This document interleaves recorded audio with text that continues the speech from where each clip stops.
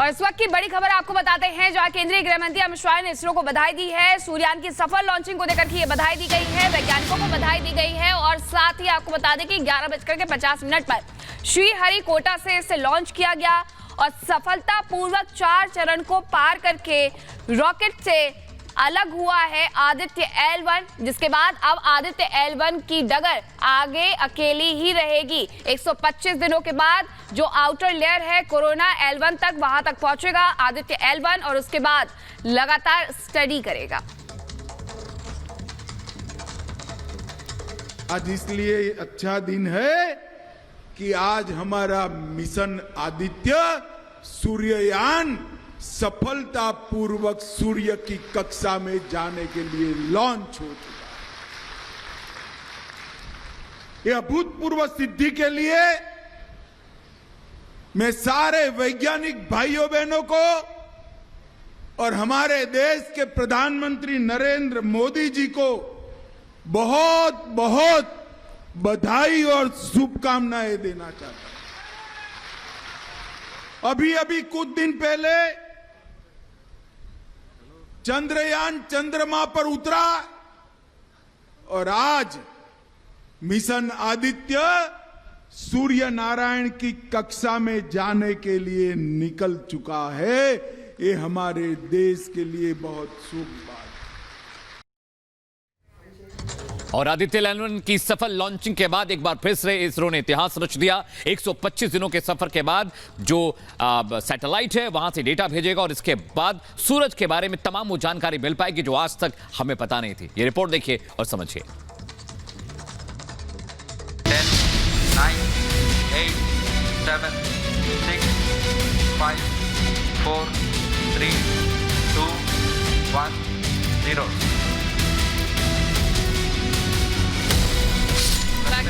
Lift off निकल चुका है सूर्य संजीवनी 50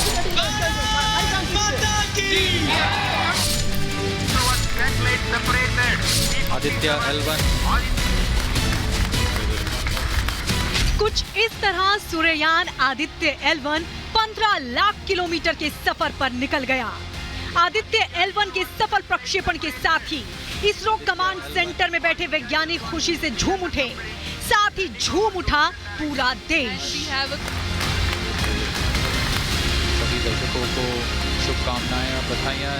आदित्य L1 जिस मिशन पर निकला है वहां वो आग का गोला कहे जाने वाले सूरज से आंख मिलाएगा, दहकते अंगारे का सच दुनिया को बताएगा। आदित्य L1 से खुलेंगे सूरज से जुड़े कई गहरे राज, जिसे देख दुनिया भी हो जाएगी हैरान। आदित्य L1 इसरो का अभी तक का सबसे बड़ा मिशन है, जिसे PSLV C-57 रॉकेट के जरिए आंध्र प्रदेश के श्रीहरिकोटा स्पेस सेंटर से लॉन्च किया गया।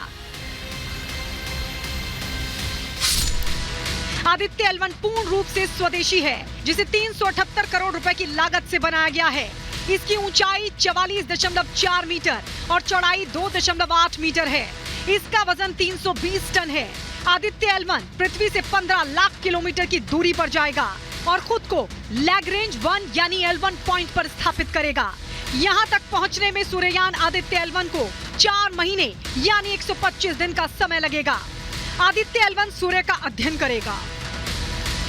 सौर मंडल में सूरज अपनी धरती के सबसे पास का तारा है, इसलिए दूसरे स्टार के मुताबिक उसकी स्टडी करना आसान है। सूरज की स्टडी के बाद हम अपने आकाश गंगा के बाकी तारों के बारे में जान सकते हैं।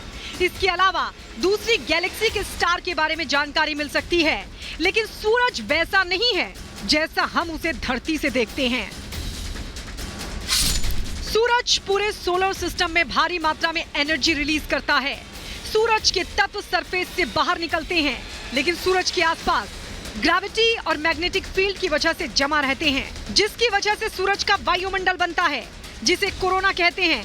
इनमें से कुछ बहुत तेज गर्म तत्व उसकी ग्रेविटी से बच निकलते हैं और अंतरिक्ष में सौर तूफान पैदा करते हैं।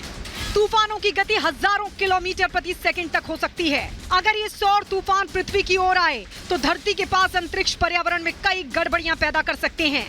इनके कारण अंतरिक्ष यान, संचार प्रणाली, सैटेलाइट्स, रेडियो सिग्नल और पावर ग्रिड खराब हो सकते हैं। इसलिए इसरो का आदित्य L1 सूरज से उठने वाले, वायुमंडल से उठने वाले तूफानों का अध्ययन करेगा। आदित्य L1 को लेकर कई सवाल भी हैं। सूरज का बाहरी मंडल 10 लाख डिग्री तक गर्म होता है, तो इसरो का स्पेसक्राफ्ट कैसे जाएगा? तो इसका जवाब भी जान लीजिए। आदित्य L1 को शुरुआत में पृथ्वी की निचली ऑर्बिट में स्थापित किया जाएगा। आदित्य L1 सूरज की स्टडी के लिए भारत का पहला सोलर मिशन होगा। ये स्पेसक्राफ्ट निचले यानी हेलो ऑर्बिट में लाग्रेंजियन पॉइंट 1 पर भेजा जाएगा, जो पृथ्वी से 15 लाख किलोमीटर दूर है। L1 एक ऐसा पॉइंट होता है जहां सूरज और धरती दोनों की ग्रेविटी शून्य होती है। L1 बिंदु में इस पॉइंट पर रहने पर कोई भी उपग्रह ना तो सूर्य की ओर खींचता है और ना ही पृथ्वी की ओर खींचता है। दोनों की ग्रेविटी की जो सीमा है, वहां कोई छोटी वस्तु लंबे समय तक रह सकती है। इससे स्पेसक्राफ्ट के ईंधन का कम इस्तेमाल होगा। इस ऑर्बिट से स्पेसक्राफ्ट सूरज को बिना सूर्य ग्रहण के लगातार देख सकता है। सूरज हमारी धरती का तारा है और उससे ही हमारे सौर मंडल को ऊर्जा मिलती है। सूरज की ग्रेविटी की वजह से ही इस सौर मंडल में सभी ग्रह टिके हैं, नहीं तो वो कब के वायुमंडल में तैर रहे होते। Bureau report, Republic Bharat. को शुभकामनाएं और बधाई।